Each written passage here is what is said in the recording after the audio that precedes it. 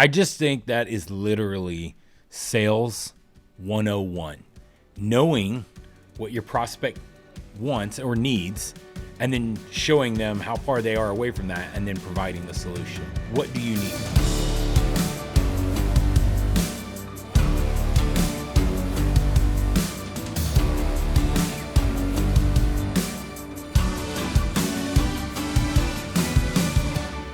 This is the Full Stack Sales Pro. Full Stack crew, what is up? I'm your host, Josh Altop. Guys, I'm super excited about this episode today. Obviously, I think I'm going to say about every freaking episode that I'm excited about because, well, I'm here and whoever I bring on is going to freaking rock your world because we would never bring somebody on who didn't have some type of amazing experience or just some way to empower you guys and give y'all some value. So with that being said, let's dive in. Today we have the one and only, the model, the GQ model, we call him, of real estate. He's like the David Beckham of real estate looking agents. But we got Jess Reed. Jess has done, Jess has done, I guess, door-to-door sales since, 2000. Well, since you're 15, you've been doing sales, but he did door-to-door sales, which people have just forgotten about that whole world and how that is like how sales was built back in the day. You know what I mean? And people have forgotten that. But you did that from 2009 to 2012, which then led him getting into real estate. And we're going to talk about that today, where, he basically is sold as an agent well over $150 million, and then personally investing in what they're doing now, and how sales has really affected the investment side of, his personal portfolio, pushing 50 million. So, Jess, thank you, first of all, for joining us today. This is going to be so excited. How are you doing? Dude, my pleasure, man. I'm excited to be here. Excited to be a part of this podcast, dude. Congrats on the podcast, and just happy to be here, bro. Thank you. Yeah, it's going well. We're excited. There's this big, massive world in sales, and what we are realizing is, though we helped, I don't know, 100 and something thousand people now in sales, we're realizing it's so vast and it's so big. And so the whole point of the podcast was like, hey, there are people in sales in every background and every, of all different types. And so we wanted to make sure that we were able to bring value. So let's get into that. Let's get into sales. Give us a little bit about your journey into sales and kind of how you got into that whole world. all of the legal stuff, though, just all the good stuff. Yeah. So, as you mentioned, the door-to-door sales is what I consider my first real, like, big boy sales gig, right? I was working at the mall when I was like 15 years old and doing all that stuff. I always enjoyed, talking to people and selling stuff, right? If you ask my mom, she'll tell you that I was always selling stuff. I was on eBay when I was a kid, buying, selling, and I always enjoyed just the process of that. But yeah, in 2009, I had moved to Nashville. I'd been here for about a year, and I just responded. It was actually like an ad in, it may have even been in the paper or something. It was like in the classifieds. I don't even know if those exist anymore, but I was kind of. Did you say a newspaper? A newspaper, yeah. It was print. You actually just read it, a physical copy. Okay. Flip the pages, and it was wild. Yeah, wow. We'll circle back around to that. Yeah, we'll circle back to that. And yeah, I showed up to this interview, and it was like a group interview, right? So it was like 20 of us in a room, and it was basically, what I realized later was if you wanted the job, you had it, because it was door-to-door sales. And what I learned in the 3 years of being in the industry was, most people don't stick around for more than like a couple of days, right? So it's high volume, just trying to find some people that have really thick enough skin to get out there and do it. So that was like my first real deep dive into the sales world. But through that, man, honestly, I learned a ton. I learned about just human nature and human behavior. I learned how to develop a thick skin and not take things, personally when people attack you for seemingly no reason at all. But it was great, man. What I loved about that was I was in full control of my income and my time, really. I could control the hours that I worked, when I went out, when I got in. And obviously I got paid, per transaction. So I knew, hey, if I made a lot of money that week, it was because of me. And if I didn't make any money that week, it was also because of me. Wow. And so that was kind of kind of my first start. And then, as you mentioned, I did that for about 3 years. I ended up setting a bunch of records for the company that I was with. I was in the alarm business, so I was selling security systems to mostly the residential space, a little bit of commercial. But I did that for a couple of months, and apparently I was decent at it. So they actually kind of brought me in to help them open offices and expand their company sort of across the Southeast.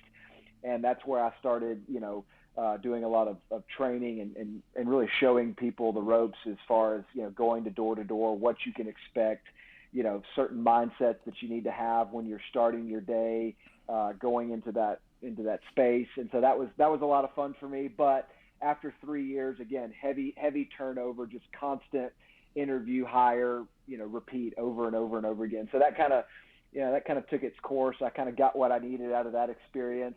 And then I got into real estate. And for me, the real estate world was just sort of another layer. It was a higher ticket item, so to speak, right? So I knew I had the ability to go out and make connections and sort of build a book of business in the real estate world. And so that was sort of the next journey, which was in 2012. And I'm still a licensed agent, although I'm not really focused on that anymore. As you know, I'm raising money for our fund, and then we've got our coaching platform where we teach people how to go build passive income through real estate investing. And that journey has really been for the better part of the last 4 to 5 years or so. Wow. I mean, so much to unpack here. Let's, and thank you for sharing. Let's start with, because what I want to see is, how what happened in those 3 years, how that is now translating into, I mean, literally, you want to talk about high ticket sales. Yeah. Most of your buildings are multi-million dollar buildings now that you guys are purchasing and investing in. Yeah. Let's talk with something very real. How did you deal? Because you said, people attacking you. How did you deal with rejection? Yeah. So, at first, I took it very personally, right? I mean, I'd say the first maybe 2 weeks or so, I took it very personally. It was very much like, you don't even know me. Why are you talking to me like that? Like you hadn't even let me get to my pitch yet. You don't even know why I'm here. Like all of that stuff, right? So the short answer is, in the beginning, I did take it personally, but 2 weeks in, I realized, listen, if I continue down this mindset of taking everything so personally, this ain't gonna last. And I had been around a couple of people within the company that were doing really well. You know what I mean? I was fresh out of college. I was a young kid. I knew I didn't want to go sit at a desk somewhere all day long. And so for me, I didn't really feel like I had, that much of an option at that time. So I was like, I got to figure this out. And so it took me just sitting down with a couple of mentors at the time and sort of unpacking, how I shouldn't take it personally and what to expect and the right, mindsets going into things. It's like, listen, you can't take these things personally because, they're not attacking you. They may be having a bad day. You may have caught them just at an off moment. You have no idea what's going on in their world. So don't take it personally when they project, their bad attitude or whatever it is onto you. And so I just kind of slowly started to put those things into practice. And I mean, obviously I knocked on a lot of doors every single day. So I was able to kind of flush that stuff out, pretty quickly. And then honestly, it just kind of became a game to me, right? I mean, I got to a point where I knew how many doors I had to knock on to get to so many conversations. I knew if I could talk to 4 people, I was going to get in 1 in every 4 conversations I had. So, once I really started to understand the numbers, then all that other stuff just kind of disappeared. And it was just like, hey, I just need to talk to 4 people because I know if I talk to 4 people, I'm going to get in 1. And for every 3 I got in, I closed 1. So it was all just, breaking down the numbers at that point. Which is absolutely crazy because, in our space with what we do and how we teach, it is a lot more phone sales and high ticket sales of that nature. But it's always, you're trying to break down the number. And I love that you said that because you actually had 2 numbers. If you think about it, you had a 25%. You needed, do you remember how many doors you had to knock on to get to that 25% of getting? Oh gosh. So I think part of that also just boiled down to I learned, what time of day to knock on doors, right? So I knew obviously, you know, for the most part, people were working during the day, right? So I had to, 5 o'clock until like 8 or 9 o'clock at night. I mean, that was prime time because that was when people were home. So you had to look Mhm. at that, like what's the best time of day to be out knocking, and then from there, yeah, I think it ended up, once I really dialed it in, like one in every four people that I talked to, I got in the house. But to talk to four, it was probably knocking on 20 to 25 doors. I don't remember, but you got a lot of no answers and stuff like that. So Yeah. So let's say it's 20 doors, right? Something easy, or 25 yeah, doors, right? yeah, And then you get one out of four will let you come in, right? right, right. And then you had to have a 33% close rate, which is actually on par and pretty average for a solid close rate. I mean, most of the times you want to see people at 20%. So for you, it's like you had two, two numbers that you had to get. You had to get into the door, and then Yeah, you had to one out of those three you actually got to sell. That's yeah, absolutely bonkers. What do you yeah. feel like you took away from that? Like what are some of the most golden nuggets you took away from literally pounding the pavement? I think honestly, man, it was the self discipline, right? Because again, nobody was keeping track of my day, right? I mean, I knew guys that would we'd have morning meetings every day, and then it was go pick your neighborhood. You could do whatever you want, right? And I knew some people that as they were on their way out, right, they would go sit at Barnes and Noble and read a couple of magazines and have a coffee for 3-4 hours, just pacify the day, right? So I think the self-discipline of knowing like I have to get out and knock on doors. I can't go screw around for an hour or wait to knock on doors or whatever. Even though I knew like 5 o'clock to 9 o'clock was prime time, getting in the flow earlier in the day, because I'd still pick off a couple deals here and there. It just took longer, before 5 o'clock, right? But I knew if I didn't start and get myself in the process early throughout the day, if I just like went home and did stuff around the house and Yeah. then said, "Oh, I'll go out later. I'll go out later this evening."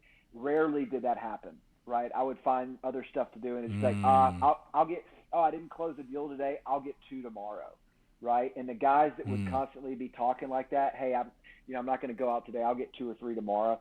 Most of those guys and girls didn't stick around for very long. So it was that just day to day, that routine, every single day doing the same thing over and over again. Very, very boring, but the numbers speak for themselves, right? So it was just that discipline yeah. of doing the same thing over and over again. How crazy though is what you're saying right now? Like in success in general, that principle that you're saying, like no one like because most people think like, oh, I want to be an entrepreneur, or I want to have my own schedule, and it's like you ain't got the discipline to have your own schedule. You don't have Right. the resilience. You don't have the structure. And people think like being an entrepreneur is so much easier. And I'm like, no, it's like 10 times harder. A And hundred in percent. sales, you're literally sometimes you're more probably of an entrepreneur than you are an entrepreneur, but you still have to manage your own book of business. You have to manage Yeah. your own schedule because someone is literally just saying, hey, go knock this out. And Yeah. I'm like, and I think it's also a testament to the success, and we'll talk about this, that you've achieved in life, is that you are doing the maybe not always the fancy looking thing, right? Yeah. Like you're like you have a cell carrier as one of your investment properties. And if somebody were to look at that, property, it'd be like, "Ooh, what is that?" But it's like making you killer money, right? Yeah, 100%. I mean, for me, it's always been once I identify a target, if I'm at position A and I'm trying to get to position B, how am I going to get there as quickly and as efficiently as possible? And I don't care what the vehicle is, right? It doesn't matter if it's sexy or Yeah. not. Like I just want to get there fast and get there efficiently. And I think, I mean, when I saw you out in Denver, you showed me you were going to start reading The Slight Edge. That book is incredible, and it just talks about the compound effect, right? So on a day-to-day basis, you may look at somebody and stack them up to another individual, and on a day in, day out, you may not see those differences, but over time, you spread that out over months and years, and just those one or two things, those one or two differences between person A and person B will be a massive difference, when you spread that out over a long period of time. Because rarely does something happen big in a very short period of time. It's usually a slow build and a slow burn, and you just have to show up every day and do what you got to do, Yeah, I mean, so powerful what you're saying, which is, I think, even the principles for how you build a pipeline, right? It's the principles for how you build a book of business. It's like you have to keep doing the same thing day in, day out. By the way, I'm like now halfway through that book since I left Denver, and I'm getting rocked because it codifies so many things that we always talk about, right? Yeah. But it is extremely powerful. Anyways, but it's what I love what I'm hearing that you're saying is like right now what we see a lot with, sales pros is they're like, I had 2 no-shows today. It's just everything's breaking. And it's like, I don't think the whole entire economy is breaking just because you have 2 no-shows. Yeah. It's like, but sometimes people, how did you, when you were out going door to door, how did you deal with that constant, like, man, you knock on a door and people don't even answer, let alone be mean to you. But I mean, did you have times like that where it's just like it felt like on 100 doors and no one even answered? Oh yeah, I mean 100%. And even though the averages worked out, even once you establish averages, you can still have those droughts, right? So I mean, you can still go a long period of time, but then what happens when you start to stretch out that drought is people start to get super discouraged, and a lot of people will fall off. But what you don't understand is, you may, after you've had 100 no's, you could get 3 yeses out of 7, right? So I mean, you can make up for that drought, so to speak, in a very quick measure of time. And again, I think for me, I really got a pretty good understanding of the numbers, right? And again, even though there could be periods of no successes, so to speak, no closed deals, I knew that if I just kept knocking on doors and kept talking to people, somebody was going to say yes. I never, I would obviously have, moments of frustration and get discouraged, but I never thought like, oh, nobody is ever going to say yes ever again to me. Like, that's ridiculous, right? So I knew if I just kept showing up, that somebody would let me in, somebody would want a security system, and I would get them to sign. I would get them to sign the deal. It's like, people want security systems. They've been around a long time. I just need to keep freaking showing up and keep knocking on doors. But for sure, I mean, there were obviously moments where you're just like, gosh, can somebody please let me in, Yeah. I've always thought about, I'm going to rabbit trail. I've always thought about like if I was selling and I was going door to door, I would like break into someone's house and be like, see, this is why you need a security system. Let me tell you about it. Because you could keep people like me out of your house. I wonder if that would have worked. Like, well, it took it, like, that's a forced close. Yeah, 100%. Yeah, dude. I mean, I think, there's so many, like, just looking, I hadn't thought about it in a while, but one of the guys that trained me, basically, he was like, you want to show up and get them talking about something other than what you're there for, right? So I would always, when I was going to doors, I would look for like, somebody that had like a muscle car in the driveway, or somebody that took really good care of their yard and their plants and flowers. And the first thing out of my mouth when that lady or that husband came to the door was that thing, because I knew that they would want to talk about that cool car in the driveway, or, the flower beds. Why is that though? Because it was. Why do you think that is? Yeah.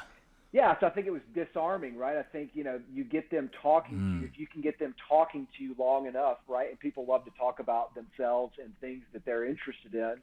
So the goal was, when somebody, opened the door and started talking, it was immediate talk about something other than, hey, my name is Jess and I'm here with so-and-so. I want to sell you a security system, right? I mean, that was usually when you kind of went for the jugular right off the bat, it was a quick no. But if I could ease into some conversation, get them to realize that I'm just a human being, they're a human being. We're just having a conversation about the Chevelle in the driveway or whatever it was. And then after that, it was like, oh, well, listen, man, by the way, the reason I stopped by today, that kind of deal. And at Yeah. that point, there was a little bit of a rapport built up. So if nothing else, that would at least allow me the amount of time to kind of get the conversation going and get through what I wanted to get through, as opposed to just immediately being shut off at the door. So yeah, it was Yeah, wild, which man. is, I mean, it really is bonkers to think about like how important in sales it's like, because like, and a lot of our guys and girls, they've got like 2 minutes to build rapport, because you're on the Yeah. phone and you got to go and you got to go quick. Especially now, think about it. There's a new book out, or it's called "How to Keep Attention in a 3-Second World," and it's like Yeah. 3 seconds to keep someone's attention. I mean, I know, it's dude. just That was almost 15 years ago, right? So I mean, that was before Instagram and YouTube. And like you said, our attention spans are so much shorter now. And I hardly even answer my phone if I don't recognize the number. And if I do, and it's somebody I don't know, yeah, you're right. They don't have long to get my attention, and I need to know yeah. what you want, right? So I mean, dude, it's hard. It's hard. But obviously, if you can develop a craft around it and get good at it, then it can pay like, sales pays like nothing else in the world, right? So there's a reason for that. that the high risk but the high reward. I mean, it is one of the best things in the world. No doubt. I still joke about it. I'm like, I don't take many sales calls anymore. I still take some, but my sales is a lot different. It's more engaging. It's kind of actually gone backwards. I do a lot more person to Yeah. person sales now again, Yeah. but there's nothing like the dopamine hit of running a card. It's just Oh, like 100%. it's the best. Okay. So you take all of this brilliance that you're learning. I'm talking like you're getting like life 101 here, knocking on people's doors, learning how to communicate to people, resiliency, thick skin. You're learning how to engage, tonality, cadence, all of those things. Yeah. How did that translate? I guess what made you switch to real estate, and then when did you see all of that sales experience transition into something that was going to set you up for all of your success now? Yeah, I mean, I think it helped in real estate. I mean, number one for me, the security business was just it was very, very transactional. It was just boom, boom, boom, boom. And so I saw real estate. I had a couple of friends that were in real estate, and there was a little more of relationship involved in that process. You're spending more time with a client, whether you're helping them find a house or sell a house or whatever the case may be. So I like the idea of being able to develop a little more relationship with the client in that manner. But I mean, from a sort of my sales skills, and I definitely think it helped. Because at the end of the day, when you're out showing homes to someone, you're painting a picture for them, right? And you're helping them to see like the pros and cons of certain houses and helping them picture themselves in this home or that home. And again, it's just being able to effectively communicate sort of that end goal. And obviously, I think I did a pretty good job, with especially on the buy side of things. Mm-hmm. I would typically sit down with clients and really, ask them a bunch of questions and get a really good understanding of what they were looking for. Because honestly, I didn't want to be that agent that was spending, a full day showing properties to one person or multiple days. And I think that happens to agents when they don't really know what their client wants, right? And they're just like throwing Mm-hmm. stuff up against the wall and like, hey, well, let's go look at all these and hopefully one of them sticks. Well, yeah, that could work, but it's going to take you a lot longer. Whereas if on the front end, if you ask the right questions and you hone in on what they're looking for and the market at the same time, you can then say, hey, you know what? I think I've got 3 or 4 properties that will work super well for what you just told me. Let's go look at these. And a lot of times, man, I mean, I didn't show people more than 6 or 7 houses, until they found the one that they wanted. So that to me was a great, sort of testimony to some of those skills that I learned in door to door, because again, I just didn't want to spend any unnecessary time with one particular person, right? Because again, it's all time and money. So I mean, Yep. it was still at the end of the day, I wanted to kind of guard my time and not just be aimlessly running around town all day with one person. So I just think that is literally sales 101. Knowing what your prospect wants or needs, and then showing them how far they are away from that, and then providing the solution. It's like yeah, they need a house, and they're like, oh, I'm all over the place. And you're like, no. What do you need? Well, we Yeah. have, 6 kids. Okay, well then that 2-bedroom condo probably is not going to work, no matter Yeah. how updated the kitchen and bathroom really are. Yeah. And it's like 100%. it's like, and I don't even know if you fully understood that you were doing that at the time. You know what I mean? Like just Yeah. discovering, right? That discovery process is so powerful in sales. Okay, so you Yeah. get into real estate and you just start showing people houses. Keep going. Yeah. So, I mean, again, I think just to back up, the reason that I am where I am today as far as the investment piece, and you and I have obviously talked about this a lot, but, when I got into real estate, I looked to my left and right and looked at all the top agents in my market. And, a lot of them were, a good bit older than me, some of them in their, 50s and 60s. And, they were still doing open houses on Saturdays and Sundays and just working all the time. And, I'm not allergic to hard work. I'm willing to work as hard as the next person, but I need to know why. And I need to know there's a purpose behind what I am doing. And so I knew that I didn't want to be in a position where I had to continue to work nonstop if I didn't want to. Right. And so that's kind of where this idea of passive income, I started, learning about these topics. Right. And passive income to me, just really stuck with me. And so I knew I had to figure out a way. All right, how do I keep doing what I'm doing? How do I keep selling houses and keep my earned income, at a great spot, but also start building this passive income so that I can get to a point where I can just make different decisions. Again, it's not that I wanted to, get out of selling homes, but if I wanted to go travel for a month or do something else, that I could have the option to do that. And I think for me, that's the key. Most people just don't have the option. And so I think it's important to get yourself in a position where you can make those decisions if you want to. Yeah, because even if you're like the world's greatest, home security sales pro in the world, there comes a point where you can only knock on so many doors. It comes a point where it's like you can only do it so long to where it's like, well, what happens when you can't walk to the door anymore and knock on it? Or what gets to the point 100%. where you're like, you've done that. And I think most people don't, but go ahead, speak into that.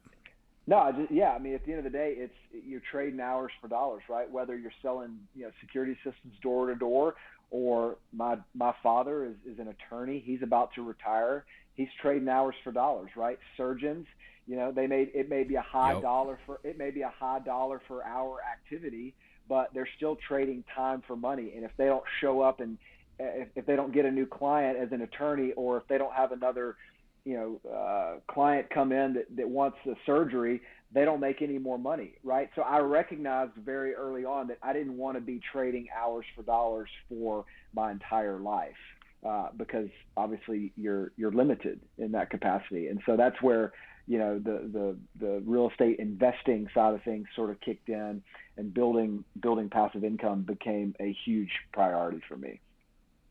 Yeah. Okay, so we're all here. You get into that. So let us know where you're at now and how you still see sales, even because now you're in a whole entire investing space. Like literally, I mean, you're definitely in sales now because you were buying and selling all in one deal sometimes. You know what I mean? Like, because you've taught me a ton about things that I never knew anything about, and I've just been learning from you as well for my future. Sure. But explain a little bit more about that and how, again, this one thing that you were doing way over here, how it's now translated into this legacy wealth that you're creating. Yeah, well, I mean, like I said, so from a fundraising perspective, for the deals where we're syndicating and we're raising money, I'm still selling, right? Because I'm still painting a picture for these potential investors, right? I'm talking to people all the time that are telling me, hey, gosh, your lifestyle is incredible. I'd love to start building some passive income. I don't even know where to begin. All these different things that I'm being asked. And so, I'm helping them paint that picture and saying, hey, again, you're at A, you want to be over here at B. Here is the gap. Here's a solution that I'm offering you, which is this investment, right? That's gonna give you some passive income that's gonna help you move from A to B, right? So again, I'm just helping them see those connections, and at the end of the day, it's up to them to to execute it, but I'm very much still, selling and helping to, bridge the gap between those two, where somebody is and where somebody wants to be, essentially. Yeah. Yeah. How much, because I don't know how many clients you guys have at this point, because y'all have a whole entire coaching program where you literally teach people how to do the very thing that you do. Obviously, people could just come to you with, like 100 grand or 50 grand or 200 grand and say, hey, I want to jump in on a deal with you. And then they're just kind of a passive investor. But then you also have the ability, you and your partner, to actually learn and they themselves can go and apply it. When you're coaching all of these clients that you guys have, how much of that is even teaching them the mechanics of sales as they're looking for properties and things like that? How much are you seeing that overlap? A lot, actually. It's funny you say that. We do some one-on-one coaching with our high-level clients. We were talking to one of our guys even last week, and this whole conversation of really it's a numbers game, right? So he's trying to build his database of commercial real estate brokers that he can talk to and start having conversations with potential investors, right? So he's kind of starting with his sphere of influence, his friends and his family. But it's the same thing. It's numbers, right? So you're going to get a lot of no's. You're going to get a lot of people that say they're not interested in investing with you. You're going to get a lot of brokers that tell you, hey, you've never invested before, so I don't have time for you. All the same stuff that we talked about earlier in the door-to-door sales. It's the same swing. It's just in a different arena, right? So it's helping people understand. It's helping people understand. Listen, it's just the law of large numbers. You got to figure out, how many conversations you need to have to get to the yes, to get to the deal, to get to that contact that's actually going to come through for you, to find that friend or family member that says, yes, I want to invest, $100,000 with you, or whatever the case may be. Because, when you've got something good, when you've got a good product and you know that you're providing value to people, right, regardless of what the product is, then that kind of frees up the mental space of, well, is what I'm doing like a good thing or not? No, you've got a great product. You've got a great solution. You just need to find your people that agree, because there's plenty of people out there that, again, in this case, want to build passive income and have more control of their life. So I know that. So I just got to go out and find them. So it's the same thing. I love this conversation so much. Because I understand the power of the legacy wealth and the things that you've taught me, and our friend Taylor, who we've interviewed on this podcast as well, and things of that nature. And it's so powerful, but it's like everything that you're doing right now, sales is just woven. And what I mean by sales is persuasion, providing solutions to problems, showing somebody that they're here and they're trying to get there. And it's just very beautiful. So just kind of wrap this up. Like, dude, first of all, thank you just so much for your time. Thank you for sharing your insight and your wisdom. And I really do believe this is going to be very helpful for, honestly, our listeners and anybody. But if people want to learn more, about how you and your journey and how you went from where you're at now to being so focused on, building wealth and for, generations to come, how can they learn about you? What if they, because obviously there's a lot of sales pros that are, crushing it and making great money, and they don't know what to do with their money. Where can they go to learn more about you? Yeah, man. So I would say go to cashflowtofreedomacademy.com. So that's our coaching platform. So we've got two options there, really. Number one is for people that have no clue what real estate investing looks like, how many different ways you could go within real estate investing. So that platform will help people understand all the different avenues that they can take, so that they can make the best decision for them and what they're trying to achieve. And we can obviously then come in on the back end and help them execute that. But then, as you mentioned, we have another program that's specifically for commercial investing, which is what we do. And so we teach people how to go essentially do what we do, how to find commercial deals, how to syndicate, how to raise money, how to find those proper banking and broker relationships. So from A to Z, we help people put together a deal so that they can, start making money on real estate without even using their own money, right? So for the go-getters, yes, you need, having your own money, having a good earned income that you can then throw on the fire for investing is great. But like anybody else, at some point, if all your money is out working for you, you either don't have any other options or you go out and start using other people's money. And that's how you can really multiply things a lot faster.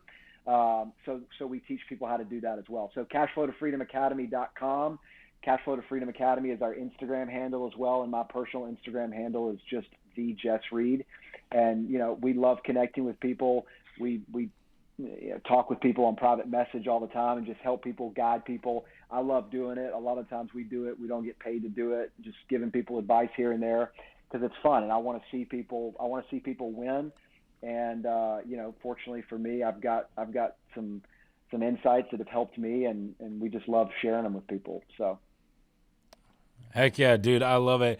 Guys, girls, we're just, again, Jess, thank you so much. But I really want y'all to heed this advice. Really listen to what he's saying. Watch it again. Watch this episode again, because it's all the little nuggets of like what he learned at the very beginning stages of his career and how that's now led him to have, millions upon millions of dollars in his portfolio. So that way his, if I say one of the most beautiful little babies ever in the world, her children's children, God willing, will be able to be set up for life because of these little choices that all started with having the resilience to hear a no and have 1,000 doors slammed in his face and being okay with that, to know I just got to keep going and keep going. So listen, if you're crushing it right now, make sure you go check out Jess so that you know what to do with all this money. Also, if you're not crushing it right now, you should probably go talk to Jess and his partner Ryan so that they can show you how to, when you're ready to get moving forward, that you're actually